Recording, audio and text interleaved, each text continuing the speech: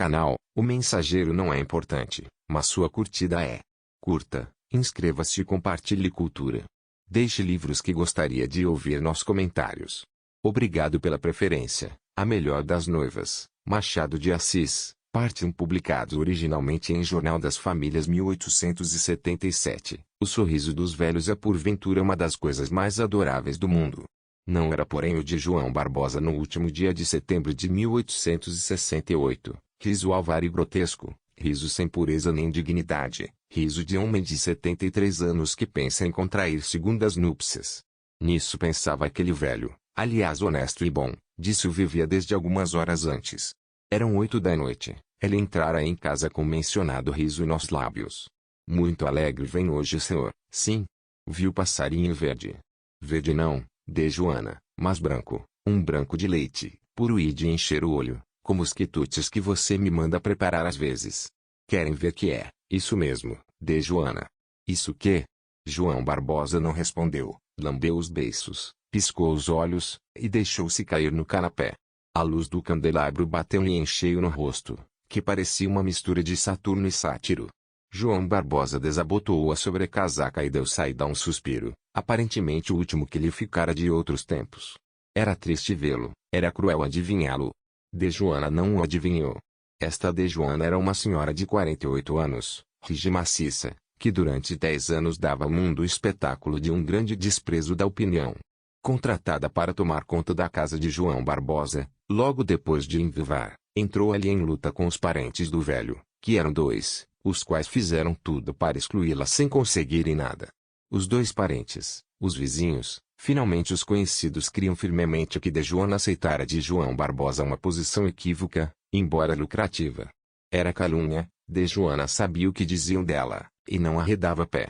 A razão era que, posto não transpusesse uma linha das fronteiras estabelecidas no contrato verbal que precedeu a sua entrada ali, contudo ela esperava ser contemplada nas últimas disposições de João Barbosa, e valia a pena, em seu entender, afrontar os ditos do mundo para receber no fim de alguns anos uma dúzia de apólices ou uma casa ou alguma coisa equivalente.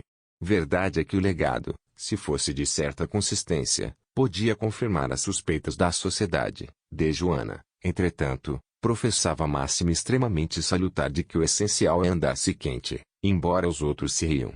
Riam-se os outros, mas de cólera, e alguns de inveja. João Barbosa, antigo magistrado, herdara de seu pai e de um tio 4 ou 5 fazendas, que transferiu a outros, convertendo seus cabedais em títulos do governo e vários prédios. Fê-lo logo depois de viúvo, e passou a residir na corte definitivamente. Perdendo um filho que tinha, achou-se quase só, quase, porque ainda lhe restavam 2 sobrinhos, que o rodeavam de muitas e variadas atenções. João Barbosa suspeitava que os 2 sobrinhos estimavam ainda mais as apólices do que a ele e recusou todas as ofertas que lhe faziam para aceitar-lhes casa. Um dia lembrou-se de inserir nos jornais um anúncio declarando precisar de uma senhora de certa idade, morigerada, que quisesse tomar conta da casa de um homem viúvo. De Joana tinha apenas 38 anos, confessou-lhe 44, e tomou posse do cargo. Os sobrinhos, quando souberam disto, apresentaram a João Barbosa toda sorte de considerações que podem nascer no cérebro de herdeiros em ocasião de perigo. O velho ouviu cerca de 8 a 10 tomos de tais considerações, mas ateve-se à primeira ideia, e os sobrinhos não tiveram outro remédio mais que aceitar a situação. De Joana nunca se atrevera a desejar outra coisa mais que ser contemplada no testamento de João Barbosa, mas isso desejava-o ardentemente. A melhor das mães não tem no coração mais sombra de ternura do que ela mostrava ter para servir e cuidar do opulento septuagenário. Ela cuidava do café matinal, escolhia as diversões, lia-lhe os jornais, contava-lhe as anedotas do quarteirão, tomava-lhe ponto as meias, inventava guisados que melhor pudessem ajudá-lo a carregar a cruz da vida. Conscienciosa e leal, não lhe dava alimentação debilitante, pelo contrário punha especial empenho em que lhe não faltasse nunca o filé sanguento e o bom cálice de Porto. Um casal não viveria mais unido. Quando João Barbosa adoecia, de Joana era tudo: mãe, esposa, irmã, enfermeira, às vezes era médico. Deus me perdoe. Parece que chegaria a ser padre, se ela viesse repentinamente a carecer do ministério espiritualismo que ela fazia nessas ocasiões. Pediria um volume, e eu disponho de poucas páginas. Pode-se dizer por honra da humanidade que o benefício não caía em terreno estéril. João Barbosa agradeceu-lhe os cuidados não só com boas palavras, mas também bons vestidos ou boas joias. De Joana, quando ela lhe apresentava esses agradecimentos palpáveis, ficava envergonhada e recusava, mas o velho insistia tanto, que era falta de polidez recusar. Para torná-la mais completa e necessária à casa, de Joana não adoecia nunca, não padecia de nervos, nem de enxaqueca, nem de coisa nenhuma. Era uma mulher de ferro. Acordava com a aurora e punha logo os escravos a pé, inspecionava tudo, ordenava tudo, dirigia tudo. João Barbosa não tinha outro cuidado mais que viver. Os dois sobrinhos tentaram alguma vez separar da casa uma mulher que eles temiam pela influência que já tinha e pelo desenlace possível de semelhante situação. Iam levar os boatos da rua aos ouvidos do tio. Dizem isso? Perguntava este. Sim, senhor, dizem isso, e não parece bonito, na sua idade, estar exposto a coisa nenhuma, interrompia. Nenhuma, ou a pouca coisa. Dizem que eu nutro certa ordem de afetos por aquela santa mulher. Não é verdade, mas não seria impossível, e sobretudo não era feio. Esta era a resposta de João Barbosa. Um dos sobrinhos, vendo que nada alcançava, resolvera desligar seus interesses dos do outro, e adotou o plano de aprovar o procedimento do velho, louvando-lhe as virtudes de Joana e rodeando-a de seu respeito, que a princípio arrastou a própria caseira. O plano teve algum efeito, porque João Barbosa francamente lhe declarou que ele não era tão ingrato como o outro. Ingrato, eu? Seria um monstro, respondeu o sobrinho José com um gesto de indignação mal contida. Tal era a situação respectiva entre João Barbosa e de Joana, quando na referida noite de setembro entrou aquele em casa, com cara de quem tinha visto passarinho verde. De Joana tinha dito, por brinco, querem ver que é? Ao que ele respondeu, isso mesmo. Isso mesmo, que? Repetiu de Joana daí a alguns minutos. Isso que a senhora pensou. Mas eu não pensei nada, pois fez mal, de Joana. Mas então, de Joana, de suas ordens para o chá de Joana obedeceu um pouco magoada. Era a primeira vez que João Barbosa lhe negava uma confidência. Ao mesmo tempo que isso a magoava, fazia suspeitosa, tratava-se talvez de alguma que viria prejudicá-la. Servindo o chá, depois que João Barbosa se despira, apressou-se a caseira, na forma de costume, a encher-lhe a xícara, a escolher-lhe as fatias mais tenras, a abrir-lhe o guardanapo, com a mesma solicitude de 10 anos. Haveria porém uma sombra de acanhamento entre ambos, e a palestra foi menos seguida e menos alegre que nas outras noites. Durante os primeiros dias de outubro, João Barbosa trazia o mesmo ar singular, que tanto impressionara a caseira. Ela ria a miúdo, ria para si, ia 2 vezes à rua, acordava mais cedo, falava de várias alterações em casa. De Joana começara a suspeitar a causa verdadeira daquela mudança. Gelou-se-lhe o sangue e o terror se apoderou de seu espírito. 2 vezes procurou encaminhar a conversa ao ponto essencial, mas João Barbosa andava tão fora disso que não ouvia sequer o que ela dizia. Ao cabo de 15 dias, concluído o almoço, João Barbosa disse-lhe que acompanhasse ao gabinete. É agora, pensou ela, vou saber de que se trata. Passou ao gabinete. Ali chegando, sentou-se João Barbosa e disse a de Joana que fizesse o mesmo. Era conveniente, as pernas da boa mulher tremiam como varas. Vou dar-lhe a maior prova de estima, disse o septuagenário. De Joana curvou-se. Está aqui em casa há 10 anos, que me parecem 10 meses. Obrigado, de Joana. Há 10 anos que eu tive a boa ideia de procurar uma pessoa que me tratasse da casa, e a boa fortuna de encontrar na senhora a mais consumada. Falemos de outra coisa. Sou justo, devo ser justo. Adiante. Louvo-lhe a modéstia, é o belo realce de suas nobres virtudes. Vou-me embora. Não, não vá, ouça o resto. Está contente comigo? Se estou contente, onde poderia achar-me melhor? O senhor tem sido para mim um pai, um pai. Interrompeu João Barbosa fazendo uma careta. Falemos de outra coisa. Saiba de Joana que não a quero mais deixar. Quem pensa nisso? Ninguém, mas eu devia dizê-lo. Não a quero deixar. Estará a senhora disposta a fazer o mesmo? De Joana teve uma vertigem, um sonho, um relance do paraíso. Ela viu ao longe um padre, um altar, 2 noivos, uma escritura, um testamento, uma infinidade de coisas agradáveis e quase sublimes. Se estou disposta, exclamou ela. Quem se lembraria de dizer o contrário? Estou disposta a acabar aqui os meus dias, Mas devo dizer que a ideia de uma aliança. Sim. Este casamento, o casamento há de fazer-se. Interrompeu João Barbosa batendo uma palmada no joelho. Parece-lhe mal? Oh. Não. Mas, meus sobrinhos são dois capadócios, de quem não faço caso. De Joana não contestou essa opinião de João Barbosa, e este, serenado ânimo, readquiriu o sorriso de bem-aventurança que, durante as 2 últimas semanas, o distinguia do resto dos mortais. De Joana não se atrevia a olhar para ele e brincava com as pontas do mantelete que trazia. Correram assim 2 ou 3 minutos. Pois é o que lhe digo, continuou João Barbosa, o casamento há de fazer-se. Sou maior, não devo satisfação a ninguém. Lá isso é verdade. Mas, ainda que as devesse, poderia eu hesitar à vista. Oh! À vista da incomparável graça daquela. Vá lá. De Lucinda? Se um condor, segurando de Joana em suas garras possantes, subisse com ela até perto do sol, de lá despenhasse a terra, menor seria a queda do que aquele produziu a última palavra de João Barbosa. A razão da queda não era, na verdade, aceitável, porquanto nem ela até então sonhara para ser honra de desposar o amo, nem este, nas poucas palavras que lhe dissera antes, lhe fizera crer claramente tal coisa. Mas o demônio da cobiça produz maravilhas dessas, e a imaginação da caseira via as coisas mais longe de que elas podiam ir.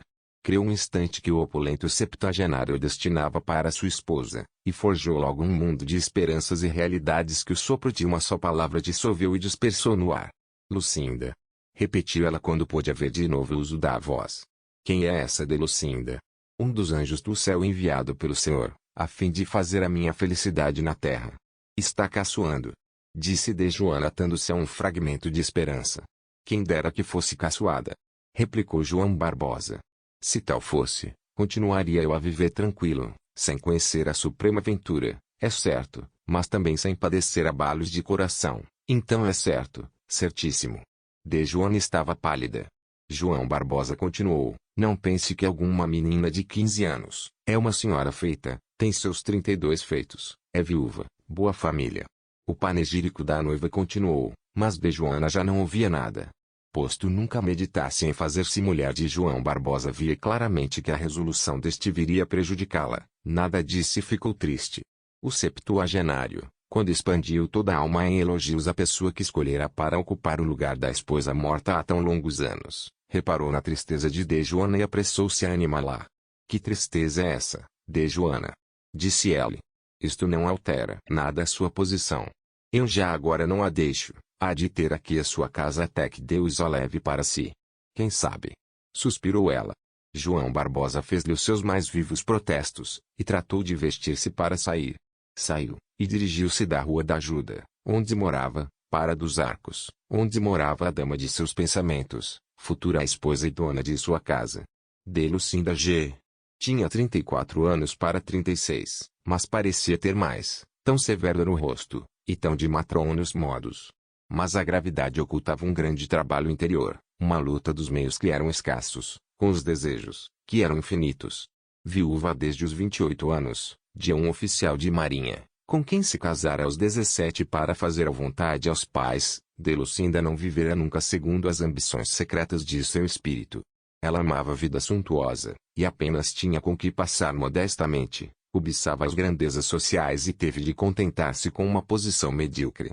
Tinha alguns parentes, cuja posição e meios eram iguais aos seus, e não podiam portanto dar-lhe quanto ela desejava. Vivia sem esperança nem consolação. Um dia, porém, surgiu no horizonte a vela salvadora de João Barbosa. Apresentado à viúva do oficial de marinha, em uma loja da Rua do Ouvidor, ficou tão cativo de suas maneiras e das graças que lhe sobreviviam, tão cativo que pediu a honra de travar relações mais estreitas. De Lucinda era a mulher, isto é, adivinhou o que se passara no coração do septuagenário, antes mesmo que este desse acordo disse. Uma esperança iluminou o coração da viúva, aceitou-a como um presente do céu. Tal foi a origem do amor de João Barbosa. Rápido foi o namoro, se namoro podia haver entre os dois viúvos. João Barbosa, apesar de seus cabedais, que o faziam noivo singularmente aceitável, não se atrevia a dizer à dama de seus pensamentos tudo o que lhe tumultuava no coração. Ela ajudou. Um dia, achando-se ali embebido a olhar para ela, Delucinda perguntou-lhe graciosamente se nunca a tinha visto. Via-a muito. Como assim? Não sei. Balbuciou João Barbosa. Delucinda suspirou. João Barbosa suspirou também. No dia seguinte, a viúva disse a João Barbosa que dentro de pouco tempo se despediria dele. João Barbosa pensou cair da cadeira abaixo. Retira-se da cote. Vou para o norte. Tem lá parentes. João Barbosa refletiu alguns instantes. Ela espreitou a reflexão com uma curiosidade de cão rafeiro. Não há de ir, exclamou o velho daí a pouco. Não. Não. Como assim? João Barbosa abafou uma pontada reumática, ergueu-se, curvou-se diante de Delucinda e pediu-lhe a mão. A viúva não corou, mas, posto esperasse aquilo mesmo, estremeceu de júbilo. Que me responde? Perguntou ela.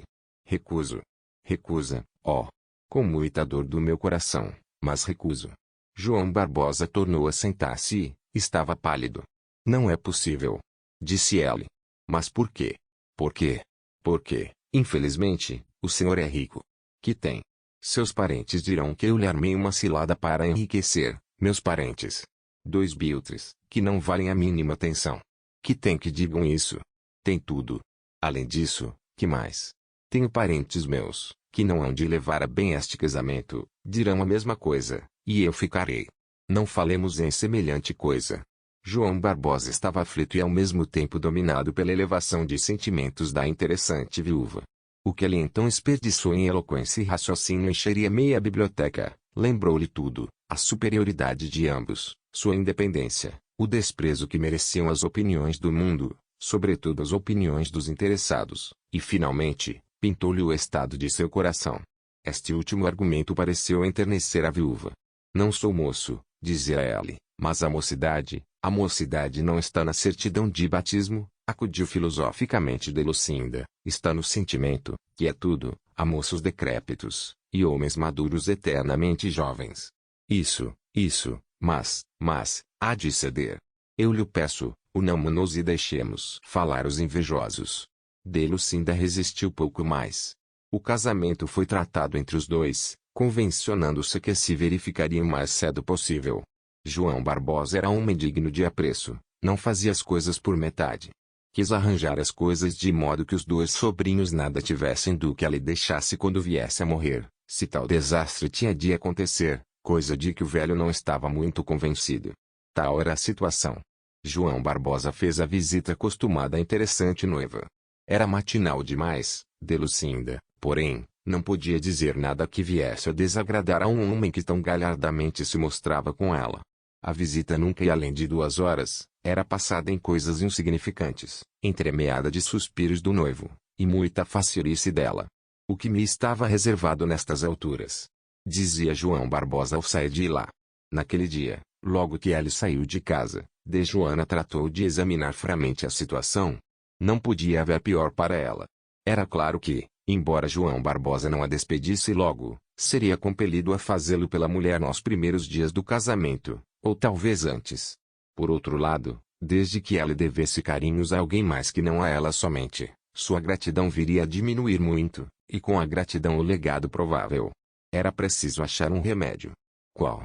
Nisso gastou Joana toda a manhã sem achar solução nenhuma, ao menos solução que prestasse. Pensou em várias coisas, todas impraticáveis ou arriscadas e terríveis para ela. Quando João Barbosa voltou para casa, às 3 horas da tarde, achou-a triste e calada. Indagou o que era, ela respondeu com algumas palavras soltas, mas sem clareza, de maneira que ela ficaria na mesma, se não tivesse havido a cena da manhã. Já lhe disse, Joana, que a senhora não perde nada com a minha nova situação. O lugar pertence-lhe. O olhar de dignidade ofendido que ela lhe lançou foi tal que ela não achou nenhuma réplica. Entre si fez um elogio à caseira. Tem-me afeição, coitada. É uma alma dotada de muita elevação. Joana não o serviu com menos carinho nesse e no dia seguinte, era a mesma pontualidade e solicitude. A tristeza porém era também a mesma e isto desconsolava sobremodo o noivo de Delucinda, cujo principal desejo era fazê-las felizes ambas. O sobrinho José, que tivera o bom gosto de cortar os laços que o prendiam ao outro, desde que viu serem inúteis os esforços para separar Joana de casa, não deixava de ali ir a miúdo tomar a bênção ao tio e receber alguma coisa de quando em quando. Acertou de ir alguns dias depois da revelação de João Barbosa. Não achou em casa, mas de Joana estava, e ele em tais circunstâncias não deixava de se demorar a louvar o tio, na esperança de que alguma coisa chegasse aos ouvidos deste. Naquele dia notou que de Joana não tinha a alegria do costume. Interrogada por ele, de Joana respondeu, não é nada, alguma coisa há de ser, dar-se-á caso que meu tio esteja doente. Antes fosse isso, que ouço. De Joana mostrou-se arrependida do que dissera e metade do arrependimento era sincero, metade fingido. Não tinha grande certeza da discrição do rapaz, mas via bem para que lado iam seus interesses. José tanto insistiu em saber do que se tratava que ela não hesitou em dizer-lhe tudo, debaixo de palavra de honra e no mais inviolável segredo. Ora veja, concluiu ela, se eu saber que essa senhora trata de enganar o nosso bom amigo para ver-lhe a fortuna, não diga mais, de Joana. Interrompeu José fulo de cólera. Que vai fazer? Verei, ó. Não me comprometa, já lhe disse que não, saberei desfazer a trama da viúva. Ela veio aqui alguma vez? Não, mas consta-me que há de vir domingo jantar. Virei também. Pelo amor de Deus, descanse. José via o perigo tanto como o de Joana, só não viu que ela lhe contara tudo, para vê-lo de seu lado e fazê-lo trabalhar por desfazer um laço quase feito. O medo dá às vezes coragem, e um dos maiores medos do mundo é o de perder uma herança. José sentiu-se resoluto a empregar todos os esforços para obstar o casamento do tio. De Lucinda foi efetivamente jantar em casa de João Barbosa. Este não cabia em si de contente desde que se levantou. Quando de Joana foi levar-lhe o café do costume, ela desfez-se em elogios à noiva. A senhora vai ver lá, de Joana, vai ver o que é uma pessoa digna de todos os respeitos e merecedora de uma afeição nobre e profunda. Quer mais açúcar? Não. Que graça! Que maneiras, que coração! Não imagina que tesouro é aquela mulher. Confesso que estava longe de suspeitar tão raro conjunto de dotes morais. Imagine, olhe que o café esfria, não faz mal. Imagine, creio que há gente de fora. Vou ver. De Joana saiu, João Barbosa ficou pensativo. Coitada! A ideia de que vai perder a minha estima não a deixa um só instante. Impeto não aprova talvez este casamento, mas não se atrevia nunca a dizê-lo. É uma alma extremamente elevada. De Lucinda apareceu perto das 4 horas. Ia luxuosamente vestida, graças a algumas dívidas feitas à conta dos futuros cabedais. A vantagem daquilo era não parecer que João Barbosa tirava do nada. Passou-se o jantar sem incidente nenhum. Pouco depois de 8 horas, de Lucinda retirou-se deixando encantado o noivo. De Joana, se não fossem as circunstâncias apontadas, devia ficar igualmente namorada da viúva, que a tratou com uma bondade, uma distinção verdadeiramente adoráveis. Era talvez cálculo, de Lucinda queria ter por si todos os votos, e sabia que o da boa velha tinha alguma consideração. Entretanto, o sobrinho de João Barbosa, que também ali jantara, apenas a noiva do tio se retirou para casa foi ter com ele. Meu tio, disse José, reparei hoje uma coisa. Que foi? Reparei que se o senhor não tiver consciência é capaz de ser embaçado. Embaçado? Nada menos. Explica-te. Dou-lhe notícia de que a senhora que hoje aqui esteve tem ideias a seu respeito. Ideias? Explica-te mais claramente. Pretende desposá-lo. Então? Então, é que o senhor é o quinto ricaço, a quem ela lança a rede. Os primeiros 4 perceberam a tempo o sentimento de especulação pura, e não caíram. Eu previno disso, para que não se deixar levar pelo conto da sereia, e se ela lhe falar em alguma coisa. João Barbosa, que já estava vermelho de cólera, não se pôde conter, cortou-lhe a palavra intimando-a que saísse. O rapaz disse que obedecia, mas não interrompeu as reflexões, inventou o que pôde, deitou cores sombrias ao quadro, de maneira que saiu deixando veneno no coração do pobre velho. Era difícil que algumas palavras tivessem o condão de desviar o namorado do plano que assentara, mas é certo que foi esse o ponto de partida de uma longa hesitação. João Barbosa vociferou contra o sobrinho, mas, passado o primeiro acesso, refletiu um pouco no que lhe acabava de ouvir e concluiu que seria realmente triste, se ele tivesse razão. Felizmente, é um caluniador. Concluiu ele. De Joana soube da conversa havida entre João Barbosa e o sobrinho, e aprovou a ideia deste. Era necessário voltar à carga, e José não se descuidou disso. João Barbosa confiou à caseira as perplexidades que o sobrinho buscava lançar em seu coração. Acho que ela tem razão, disse ela. Também tu? Também eu, e se o digo é porque eu posso dizer, visto que desde onde estou desligada desta casa. Joana disse isto levando o lenço aos olhos, o que partiu o coração de João Barbosa em 1000 pedaços. Tratou de a consolar e inquiriu a causa de semelhante resolução. Joana recusou explicar, afinal estas palavras saíram de sua boca trêmula e comovida, é que também eu tenho coração. Dizer isto e fugir foi a mesma coisa. João Barbosa ficou a olhar para o ar, depois dirigiu os olhos a um espelho, perguntando-lhe se efetivamente não era explicável aquela declaração. Era. João Barbosa mandou a chamar. Veio Joana e arrependida de ter ido tão longe, tratou de explicar o que acabava de dizer. A explicação era fácil, repetiu que tinha coração, como o sobrinho de João Barbosa, e não podia, como o outro, vê-lo entregar-se a uma aventureira. Era isso. É duro de o dizer, mas cumpri o que devia. Compreendo porém que não posso continuar nesta casa. João Barbosa procurou apaziguar-lhe os escrúpulos, e Joana deixou-se vencer, ficando. Entretanto, o noivo sentia-se um tanto perplexo e triste. Cogitou, murmurou, vestiu-se e saiu. Na primeira ocasião em que se encontrou com Lucinda, esta, vendo triste, perguntou-lhe se eram incômodos domésticos.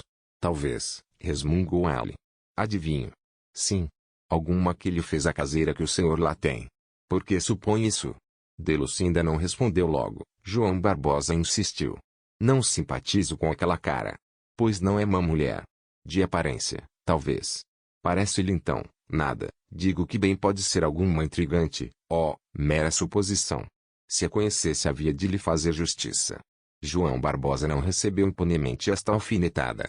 Se efetivamente Joana não passasse de uma intrigante, era difícil supô-lo ao ver a cara com que ela o recebeu na volta. Não a podia haver mais afetuosa. Contudo, João Barbosa pôs-se em guarda, convém dizer, em honra de seus afetos domésticos, que não o fez sem tristeza e amargura. Que tem o senhor que está tão macambúzio? Perguntou Joana com a mais doce voz que possuía. Nada, Joana. E daí a pouco, diga-me, seja franca. Alguém a incumbiu de me dizer aquilo a respeito da senhora que... Joana tremeu de indignação. Pois imagina que eu seria capaz de fazer-me instrumento. É demais. O lenço correu aos olhos e provavelmente encheu-se de lágrimas. João Barbosa não podia ver chorar uma mulher que o servia tão bem há tanto tempo. Consolou-a como pôde, mas o golpe, dizia ela, fora profundo. Isto foi dito tão de dentro, e com tão amarga voz, que João Barbosa não pôde esquivar-se a esta reflexão. Esta mulher ama-me. Desde que, pela segunda vez, se lhe metia esta suspeita pelos olhos, seus sentimentos em relação a Joana eram de compaixão e simpatia. Ninguém pode odiar a pessoa que o ama silenciosamente sem esperança. O bom velho sentia-se lisonjeado da vegetação amorosa que seus olhos faziam brotar dos corações. Daí em diante começou uma luta entre as duas mulheres de que eram campo e objeto o coração de João Barbosa. Uma tratava de demolir a influência da outra, os dois interesses esgrimiam com todas as armas que tinham à mão. João Barbosa era um joguete entre ambas, uma espécie de bola de borracha que uma tirava as mãos da outra, e que esta de novo lançava as da primeira. Quando estava com Lucinda suspeitava de Joana, quando com Joana suspeitava de Lucinda. Seu espírito, debilitado pelos anos, não tinha consistência nem direção, uma palavra o dirigia ao sul, outro o encaminhava ao norte. A esta situação, já disse complicada, vieram juntar-se algumas circunstâncias desfavoráveis a Lucinda. O sobrinho José não cessava as suas insinuações, ao mesmo tempo os parentes da interessante viúva entraram a rodear o velho, com tal sofreguidão, que, apesar de sua boa vontade, este desconfiou seriamente das intenções da noiva. Nisto sobreveio um ataque de reumatismo. Obrigado a não sair de casa, era a Joana que cabia desta vez exclusivamente a direção do espírito de João Barbosa. Lucinda foi visitá-lo algumas vezes, mas o papel principal não era seu. A caseira não se poupou a esforços para readquirir a antiga influência. O velho ricaço saboreou de novo as delícias da dedicação de outro tempo. Ela o tratava, a mimava e conversava, lia-lhe os jornais, contava-lhe a vida dos vizinhos entremeada de velhas anedotas adequadas à narração. A distância e a ausência eram dois dissolventes poderosos do amor decrépito de João Barbosa. Logo que ela melhorou um pouco foi à casa de Lucinda. A viúva o recebeu com polidez, mas sem a solicitude a que o acostumara. Sucedendo a mesma coisa outra vez, João Barbosa sentiu que, pela sua parte, também o primitivo afeto esfriara um pouco. Delucinda contava aguçar-lhe o afeto e o desejo mostrando-se fria e reservada. Sucedeu o contrário. Quando quis resgatar o que perdera, era um pouco tarde, contudo não desanimou. Entretanto, João Barbosa voltara a casa, onde a figura de Dejuana lhe pareceu a mais ideal de todas as esposas. Como é que não me lembrei há mais tempo de casar com essa mulher? Pensou ele. Não fez a pergunta em voz alta, mas Dejuana pressentia no olhar de João Barbosa que aquela ideia alvorecia em seu generoso espírito. João Barbosa voltou a concentrar-se em casa. Delucinda, após os primeiros dias, derramou o coração em longas cartas que eram pontualmente entregues em casa de João Barbosa, e que este lia em presença de Dejuana, posto fosse em voz baixa. João Barbosa, logo a segunda, quis ir reatar o vínculo roto, mas o outro vínculo que o prendia à caseira era já forte e a ideia foi posta de lado. Dejuana achou enfim meio de subtrair as cartas. Um dia, João Barbosa chamou Dejuana a uma conferência particular. Dejuana, chamei-a para lhe dizer uma coisa grave. Diga. Quero fazer a sua felicidade. Já não a faz há tanto tempo. Quero fazê-la de modo mais positivo e duradouro. Como? A sociedade não crê, talvez, na pureza de nossa afeição. Confirmemos a suspeita da sociedade. Senhor! Exclamou Dejuana com um gesto de indignação tão nobre quão simulado. Não me entendeu, Dejuana, ofereço-lhe a minha mão. Um acesso de asma, porque ele também padecia de asma, veio interromper a conversa no ponto mais interessante. João Barbosa gastou alguns minutos sem falar nem ouvir. Quando o acesso passou, sua felicidade, ou antes a de ambos, estava prometida de parte a parte. Ficava sentado um novo casamento. Dejuana não contava com semelhante desenlace, e abençoou a viúva que, pretendendo casar com o velho, sugeriu-lhe a ideia de fazer o mesmo e encaminhou aquele resultado. O sobrinho José, que estava longe de crer que havia trabalhado simplesmente para a caseira, tentou ainda impedir a realização do plano do tio, mas estas primeiras palavras fê-lo desanimar. Desta vez, não cedo. Respondeu ele, conheço as virtudes de Dejuana, e sei que pratica um ato digno de louvor. Mas, se continuas, pagas-me. José recuou e não teve outro remédio mais que aceitar os fatos consumados. O pobre septuagenário treslia evidentemente. Dejuana tratou de apressar o casamento, receosa de que, ou algumas das várias moléstias de João Barbosa, ou a própria velhice desse cabo dele, antes de arranjadas as coisas. Um tabelião foi chamado, e tratou, por ordem do noivo, de preparar o futuro de Dejuana. Dizia o noivo, se eu não tiver filhos, desejo, descanse, descanse, respondeu o tabelião. A notícia desta resolução e dos atos subsequentes chegou aos ouvidos de Delucinda, que mal pôde crer neles. Compreendo que me fugisse, eram intrigas daquela criada. Exclamou ela. Depois ficou desesperada, interpelou o destino, deu ao diabo todos os seus infortúnios. Tudo perdido. Tudo perdido. Dizia ela com uma voz arrancada às entranhas. Nem Dejuana nem João Barbosa podiam ouvir. Eles viviam como dois namorados jovens, embebidos no futuro. João Barbosa planeava mandar construir uma casa monumental em algum dos arrabaldes onde passaria o resto de seus dias. Conversavam das divisões que a casa devia ter, da mobília que lhe convinha, da chácara, e do jantar com que deviam inaugurar a residência nova. Quero também um baile, dizia João Barbosa. Para quê? Um jantar basta. Nada. Há de haver grande jantar e grande baile, é mais estrondoso. Demais, quero apresentar-te à sociedade como minha mulher, e fazer-te dançar com algum adido de legação. Sabes dançar? Sei. Pois então. Jantar e baile. Marcou-se o dia de ano bom para a celebração do casamento. Começaremos um ano feliz, disseram ambos. Faltavam ainda 10 dias, e Dejuana estava impaciente. O sobrinho José, alguns dias arrufado, fez as pazes com a futura tia. O outro aproveitou o ensejo de vir pedir o perdão do tio, deu-lhe os parabéns e recebeu a bênção. Já agora não havia remédio senão aceitar de boa cara o mal inevitável. Os dias aproximaram-se com uma lentidão mortal, nunca Dejuana os vira mais compridos. Os ponteiros do relógio pareciam padecer de reumatismo, o sol devia ter por força as pernas inchadas. As noites pareciam-se com as da eternidade.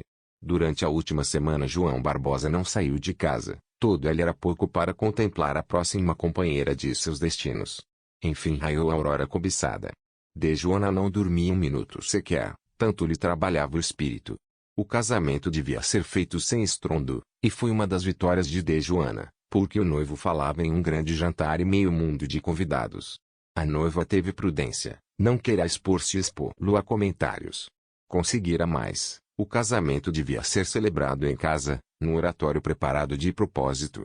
Pessoas de fora, além dos sobrinhos, havia 2 senhoras, uma das quais era madrinha, e 3 cavalheiros, todos eles e elas maiores de 50. De Joana fez sua aparição na sala alguns minutos antes da hora marcada para a celebração do matrimônio. Vestia com severidade e simplicidade. Tardando o noivo, ela mesmo foi buscar. João Barbosa estava no gabinete já pronto, sentado ao pé de uma mesa, com uma das mãos calçadas. Quando de Joana entrou, deu com os olhos no grande espelho que ficava defronte e que reproduzia a figura de João Barbosa. Este estava de costas para ela. João Barbosa fitava rindo, um riso de bem-aventurança. Então, disse de Joana. Ela continuava a sorrir e a fitá-la. Ela aproximou-se, rodeou a mesa, olhou-o de frente. Vamos ou não? João Barbosa continuava a sorrir e a fitá-la. Ela aproximou-se e recuou espavorida. A morte o tomara, era a melhor das noivas.